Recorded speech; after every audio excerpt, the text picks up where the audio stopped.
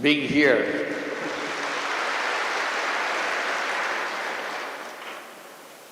It's a stunning experience to come to such a prestigious, such an influential institution in the whole world.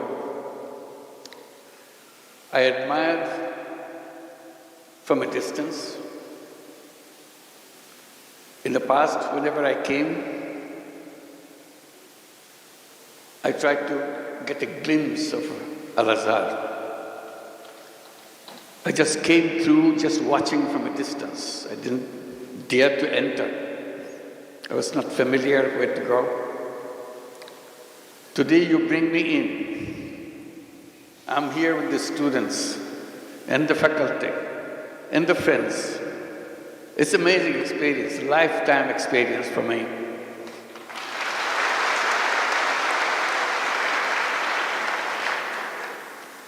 I give my greetings to Grand Imam and all the leaders of the university. When you are mentioning all the numbers, these are stunning numbers. I come from the academic background. I know what it means, how staggering those numbers are, how overwhelming the undertaking is. This is a memorable event for me, to see you, meet you physically, and even get a chance to talk to you. It's a rare, rare opportunity. As someone coming from academic world, it's always exciting to be with the students. That's what we do, that's what we live for. And my greetings to all of you, all the students of Al-Azhar who are present here, who are outside, those staggering number of students and faculties all over the world. And among them, there are Bangladeshi students, pretty large number too. Can I see you with the Bangladeshi students? Will you please stand up to see? Wow, these are all Bangladeshi students. I should. Thank you. Thank you, thank you. তাহলে তো বাংলায় কথা বললেই হয় সব। অসংখ্য ধন্যবাদ। Thank you. অপূর্ব সৌভাগ্য আমাদের সবার, আপনাদের সবার সঙ্গে দেখা হলো আজকে।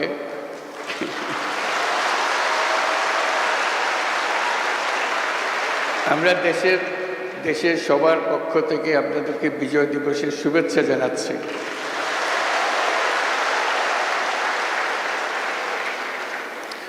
আমি ইংরেজিতেই বলি, অন্যরা বুঝতে পারবেন না বলে আপনারা তো বুঝতে পারবেন।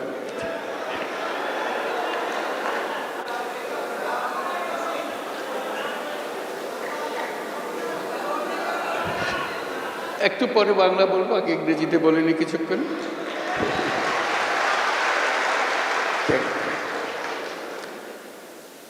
It's a wonderful feeling that you could accommodate so many students. I hope more and more students from Bangladesh could come here, and more opportunities will be available to you, because you change the world. Coming to Al-Azhar gives you the perspective, give you the knowledge, give you the willingness to do things which is good for humanity, not only in Bangladesh, globally.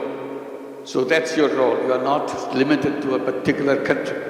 You are limited for your service is for the whole world, for all humanity. I have to catch a flight right after this, so I have to be brief, and I'll try to share my experiences, what I did as a teacher, what I was trying to do, because this opportunity to interact with the students give me this opportunity to share what my efforts were, initiatives were. My experience in the University of Chittagong began 53 years back. which Bangladesh became just independent country at that time. I came back from the United States where I was teaching. Bangladesh today and Bangladesh 53 years back are completely different.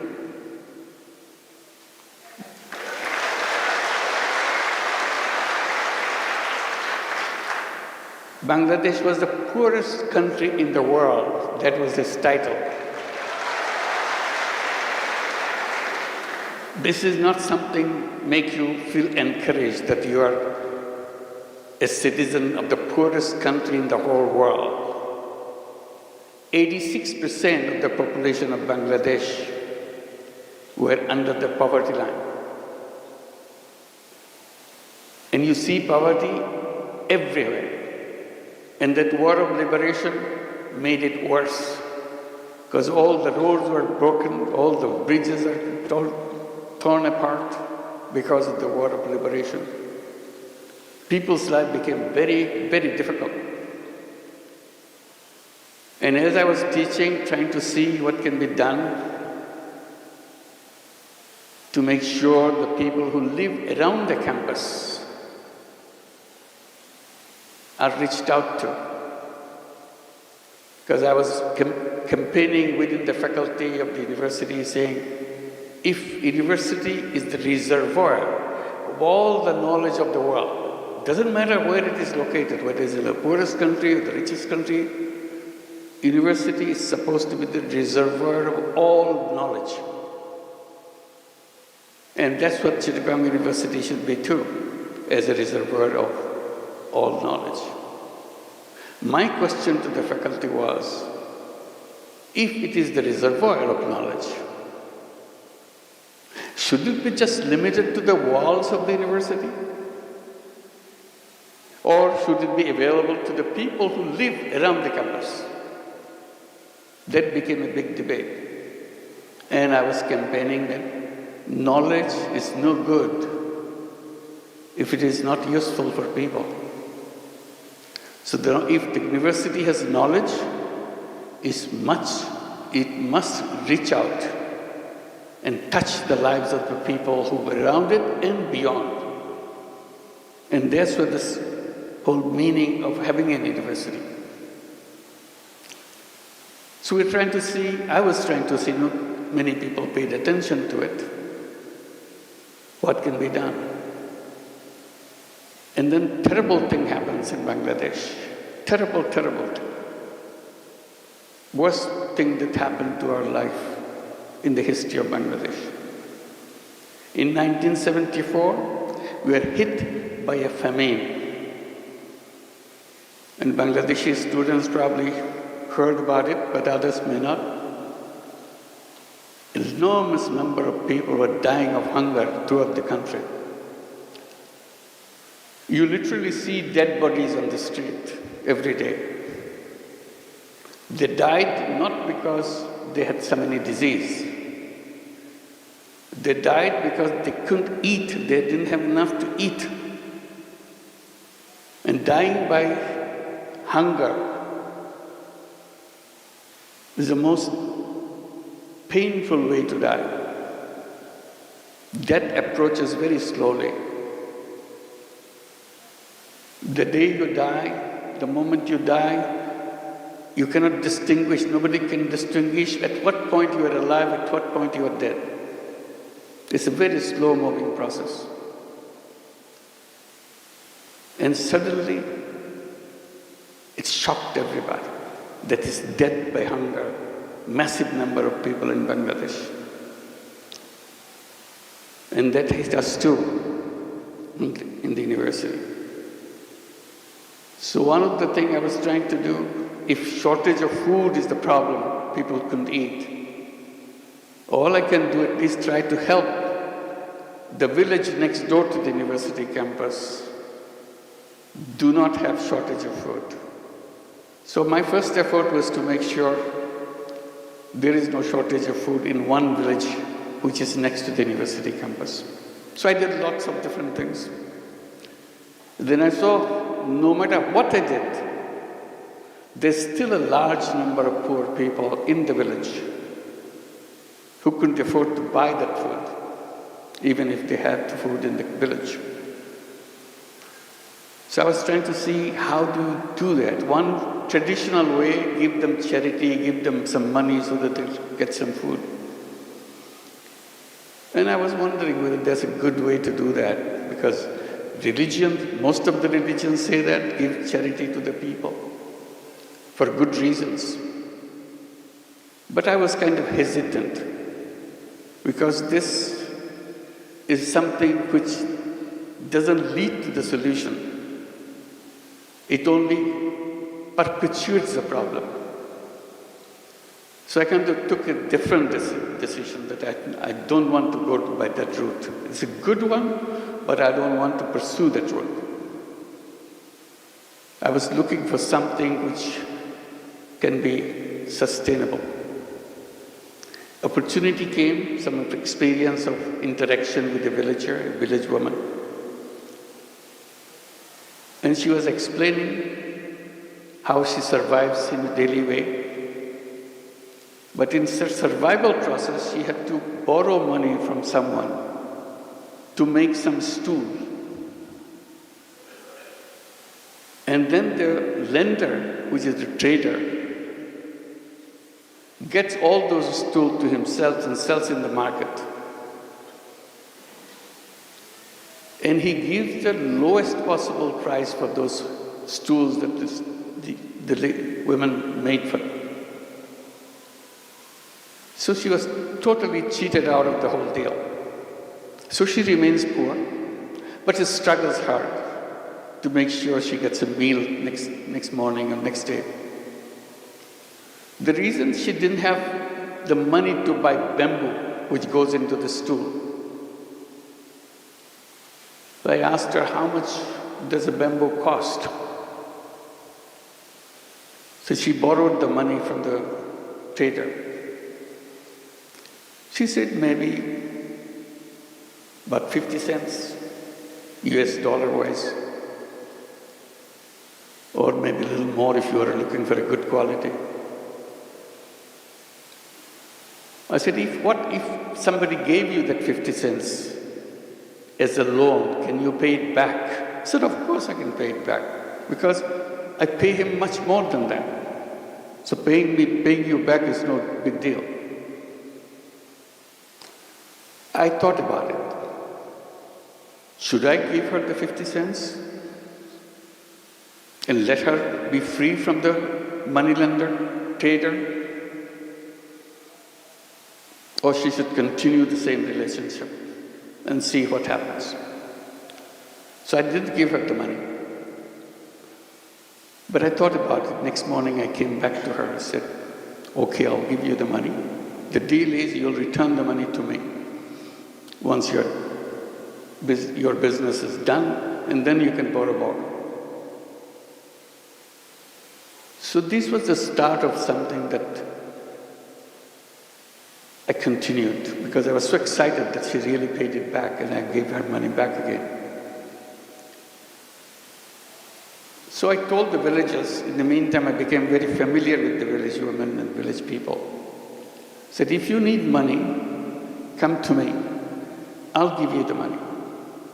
This is in a circumstances, in an environment where money lenders will give you money, and for that money you have to give away everything. Still your money is not paid back. That's what the money lending practices in Bangladesh and many other countries is all about. Here I am, I'm not talking about taking away everything. I'm just asking for the money to be back, that's all. Whatever I gave is returned to me.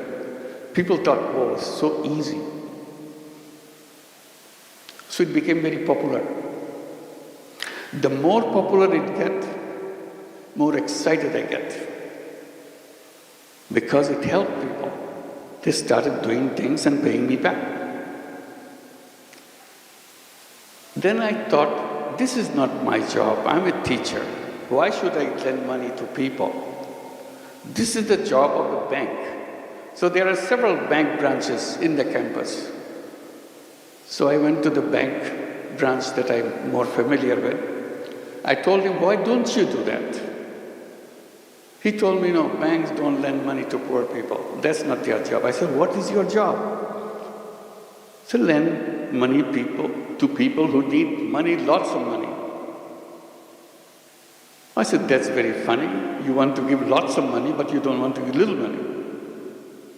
He said, that's banking. I said, that's wrong. That's wrong banking. So I kept summarizing that principle of banking. I still do all the time. It's a very strange principle of banking.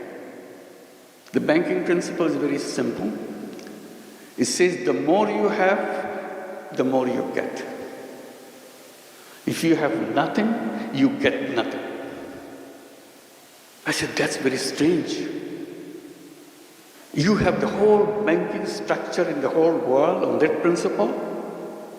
It is like that. Still, it's all over the world. I said, banking system is wrong. The first time I became very bold, I started saying banking system is wrong. How should you fix it? I said, very simple. You reverse your principle. The new principle would be the less you have, the more retention you get. If you have more, you have to wait. All bankers laugh at me. That's not banking. I said, that is the banking. If banking has any meaning, it has to touch the life of the people. And touching the life of the people begins by accepting that principle. The less you have, more attention you get. Then bankers said, oh, it will not work. No matter what principle is, but it sounds good, but it will not work. Poor people will never pay back. Then I raised a simple question. How do you know? Have you ever given any money to any poor people? No, we have not, because our system doesn't allow that. I said, then how could you come to that conclusion? Oh, everybody knows that. I said, I don't know that. So I want to practice, I want to find out. So I started doing that and find out that everybody pays back. They said, well, it can stay for a while. They are trying to impress you so that they can get more money. The more money they will get, they will stop paying you back. I said, that's your assumption. I will not stop until I face that problem. I will continue. And I continued. As I continued, more and more people came. In the meantime, I started focusing on the poorest people. And the poorest of them are the women. So I said, why don't I start at the poorest level of survival? So naturally went to the women and started doing it with women. And it expanded. And then I said, why don't I create a bank, separate, different kind of bank than the conventional way that you see? The idea of having a bank came at that moment. And I started debating with the government officials, telling them, give us a permission to create a bank. Everybody laughed at it. How can you have a bank for the poor people? I said, like the way I do it. Oh, that's not banking. I said, what would you call it? Banking is about lending money and getting money back and running a sustainable organization. It's a business organization. Nobody believed it. Finally, after many years, I got the permission to create a bank. I called it Grameen Bank or Village Bank and continued to expand. And that became the story after that. So this is how an idea came to challenge an institution. The reason I'm telling this story in details, unless you challenge, nothing will happen. The world will remain the way it is.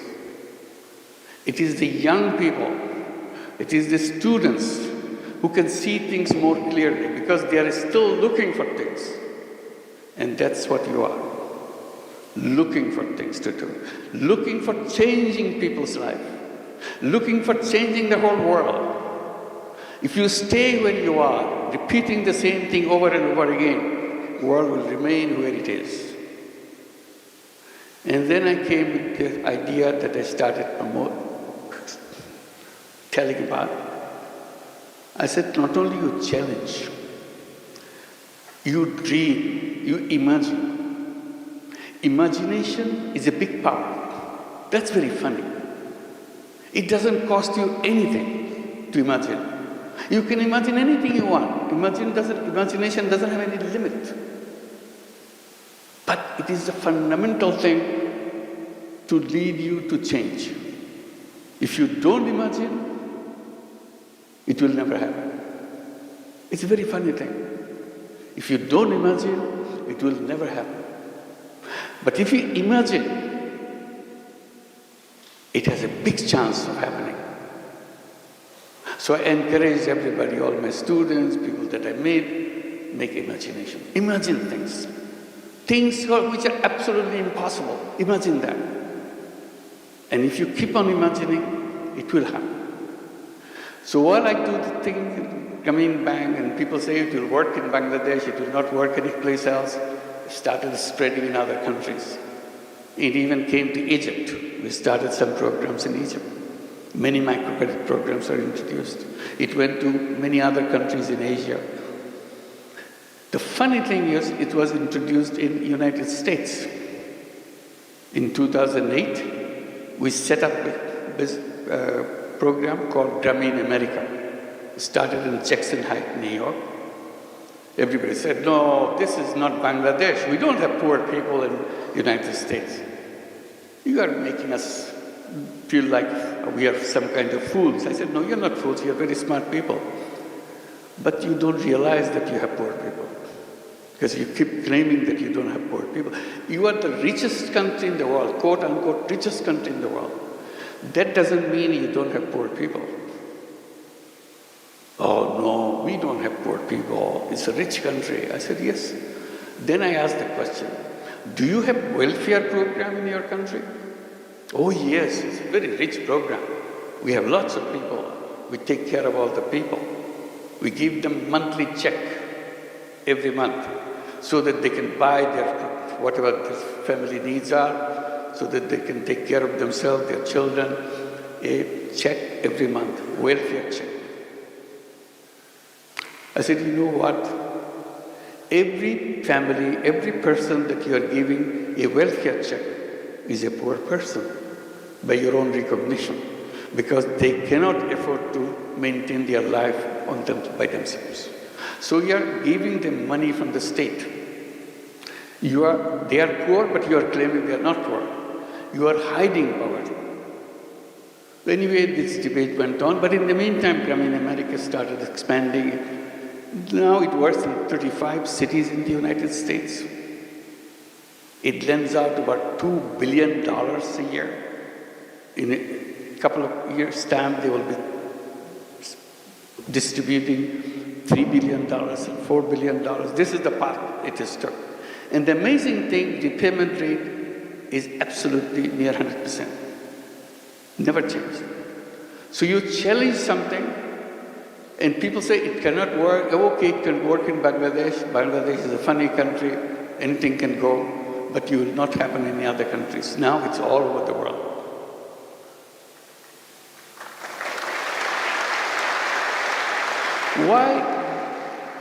Why women? I explained. And I said, women are not only poor in terms of income, they are also poor in health. If you are poor, you are always poor in health. If you are a poor woman, then all the diseases of the world is heading for you. That's the situation of poor women. So along with microcredit, all the loans that we gave, savings that we take, we started looking at the condition of healthcare of the poor women. So we built up a whole healthcare program. We have healthcare program in every village so that we can take care of all the women. We have over 10 million borrowers, meaning 10 million women in our system, in the Grameen Bank in Bangladesh. So there's lots of people needing healthcare. So we introduced our healthcare system. And it worked very well. And we created many other systems to help the poor people. And people say, why are you doing all these things? Why don't you leave it to the state to take care? I said, oh, state government can do whatever they can do, but every citizen has a right and obligation to do what he or she can do. So we are simply using our right to make sure we make life for other people better. That's what we are doing. But you're doing it in a bit, you are charging people fee, you're charging people money to run this. Why don't you do it as a charity? I said, I'm always trying to stay away from charity, but charity has one limitation. Charity is a wonderful word, wonderful idea, because that's the only place where poor people could survive, charity. I said, I am saying that it can be done in another way. Because charity, when it goes, helps people, it does help people. But money that goes, it never comes back. So you have only one-time use of your money. So you have to find fresh money to do the same thing again. I said, what I'm doing, I'm trying to create it as a business proposition. So money goes out and does the job and money comes back. So you use the money again and again. It never stops. I said, this is more powerful. Charity money has one life, but if you do it in another way, where it's a business proposition, then it has an endless life. Then he said, then you must be making a lot of money. I said, no, I'm not making money. That's not what I do. I promised to myself that I'll never make any money for myself. That's it, simple proposition. So I don't even make any money for myself.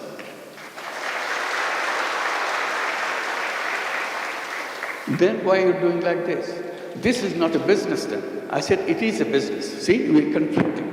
In our classroom, we are told if you are in a business, you have to make money, and the best sign of a good business is to make the profit as high as possible. Profit maximization principle. See, I got stuck with this now, profit maximization principle.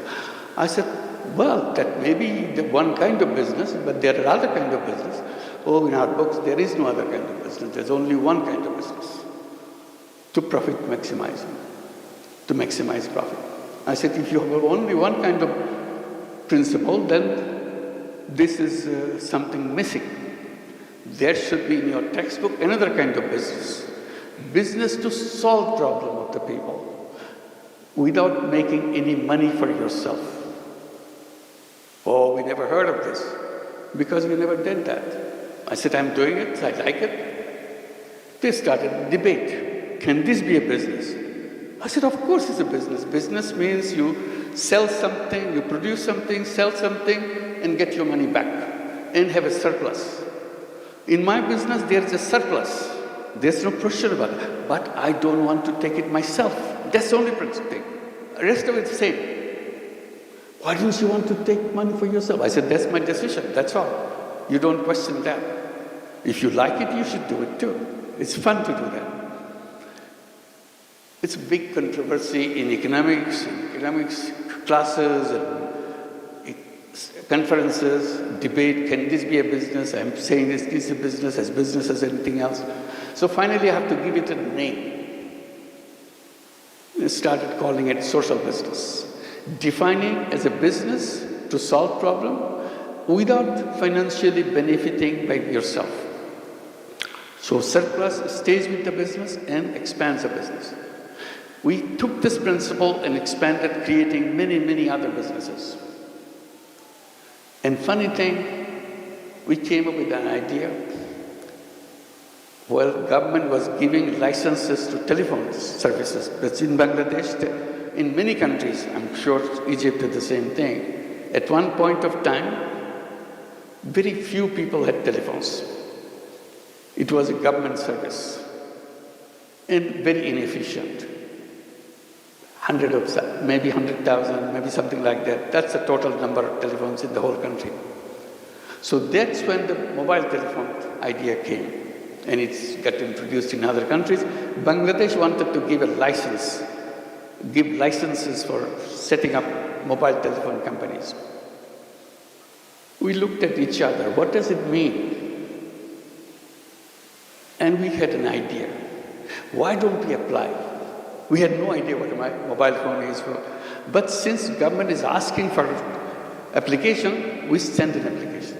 We want to have a mobile phone company. Everybody asked, why do you want to have a mobile phone company? You are just lending money to poor people, that's all.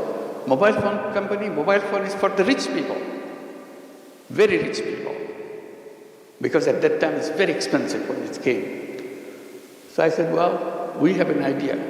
We want to bring telephone in the hands of poor women. Again, a shocking experience. Why poor women? What do they do with the telephone? I said, we'll figure that out.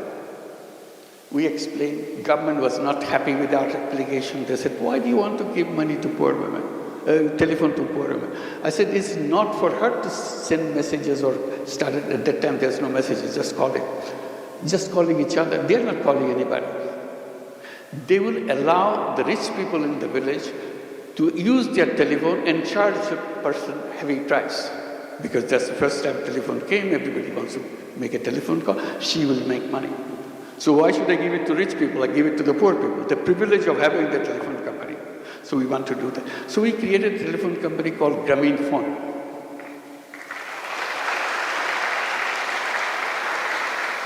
Government official asked, you said your women are illiterate. I said 100%. All our women are illiterate. They cannot read, they cannot write, they cannot even write their names. They don't even know what their names are. That's the beginning. Then why are you giving the telephones? Who cannot read, who cannot write? How are they going to push the buttons if somebody says, make a call for me to such and such place? I said, you underestimate poor people. If they find out pushing those numbers bring them money, they will learn it in 10 minutes. There are only 10 numbers in the whole world. So if those numbers bring money, they are smart people. The poor people are poor, but they are not dumb people. They are very smart people. That's how they survive. And literally they did that. They learned those numbers and became very successful telephone companies by themselves, just selling the telephone service in the villages. We call them telephone ladies of the village. Very soon we had 1 million telephone ladies selling services all over Bangladesh. Grameenphone became the largest telephone company in the country, still the largest company in the country.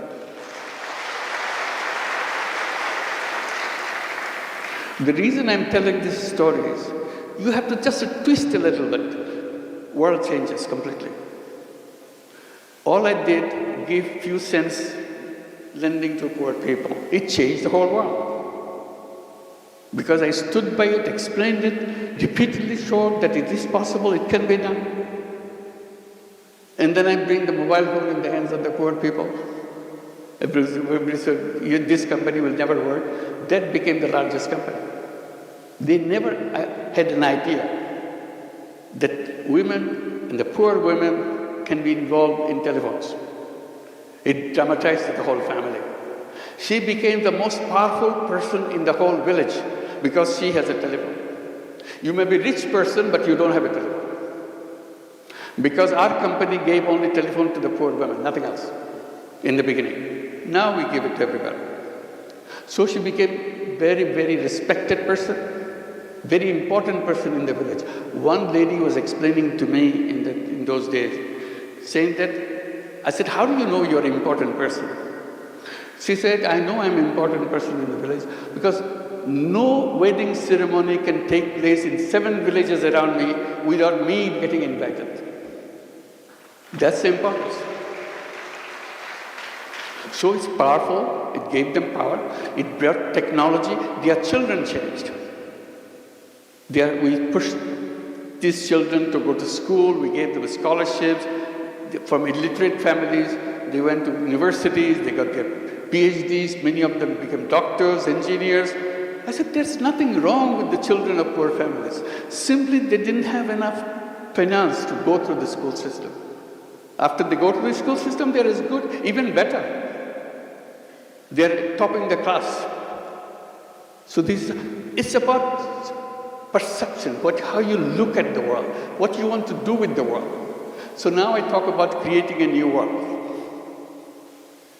I call it world of 3 zeros.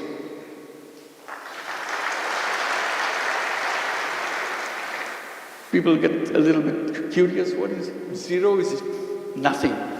So what 3 zeros mean? That's very simple to remind ourselves. Zero net carbon emission, because we cannot survive unless we achieve that. Zero net carbon emission. Zero wealth concentration. You know, our countries move forward, like Bangladesh has moved forward in the last 53 years. But where did all this money come? Where did it go? It went to the several people, several families in the country. Bulk of the people is still at the bottom. Their conditions slightly improved, but not what the richest people in the country is. All the wealth goes in one direction. In every system, in every country, wealth gets concentrated in the hands of 10%, 12% of the population of the country, and the rest is still struggling. So I said, that's not right. So we have to address this question of wealth concentration. That's where the social business comes. If you introduce social businesses, there is no wealth concentration because money is not going to one place.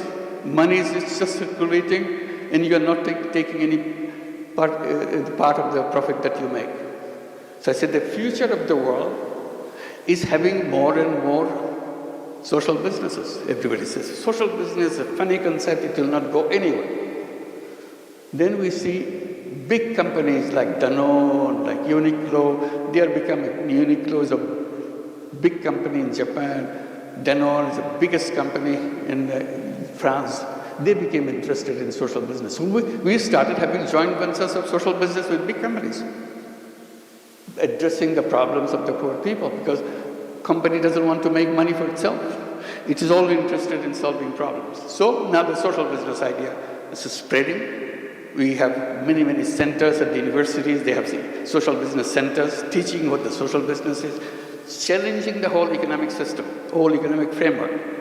I said the root cause of all the problem that we created in the world is what we have designed as called economics, which is a profit maximizing system.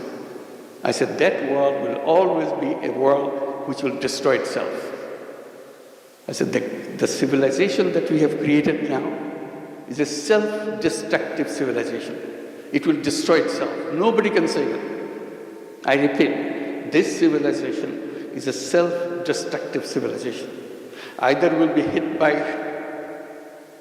all the problems we created, the environment and the climate will kill us, or wealth concentration will kill us. All the wealth will go to a few people on the top. The rest of the people will not have nothing. So that society is not tenable. Unless you're sharing the world, society cannot function. And the last one is zero unemployment. That's very interesting. It came because of my experience with microcredit. I said all human beings are born as entrepreneurs, not job seekers. But economics teaches us, get ready, get a good degree, get a good education, get to the best university, so that you get the best job. I said, job is a wrong idea, absolutely wrong idea.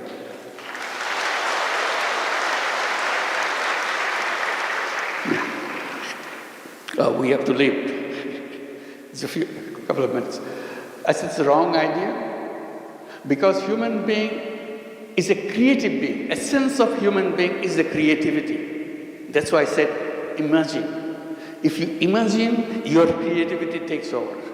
It makes it happen. You imagine that you want to go to the moon. When people were saying we want to go to the moon, everybody laughed at each other. Such a funny idea, human being going to the moon.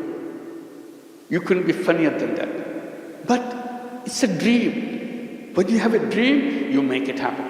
And they made it happen. Now, lots of other dreams are coming up. What is your dream? The best thing any education institution gives to the students is to make him or make her capable of dreaming.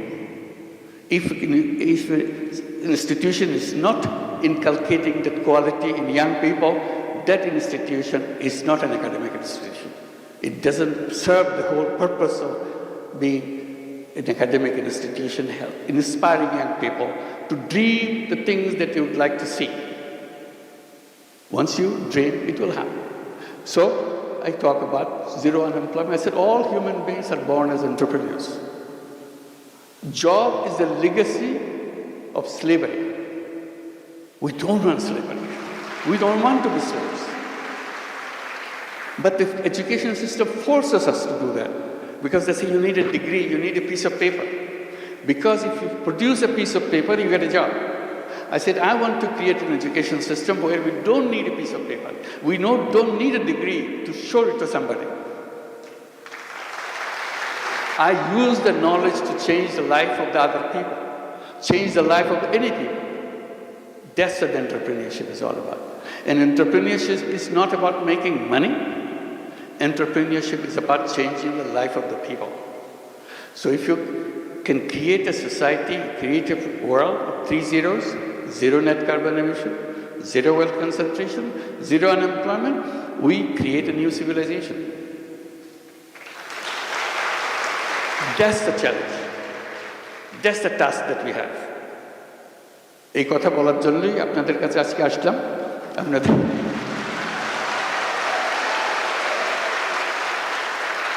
আজকে তাড়াহুড়া করে চলে যেতে হচ্ছে, ভবিষ্যতে আবার দেখা হলে সময় নিয়ে কথা বলবো। আজকে কথা আজখানেই শেষ করি। সবাইকে অসংখ্য ধন্যবাদ।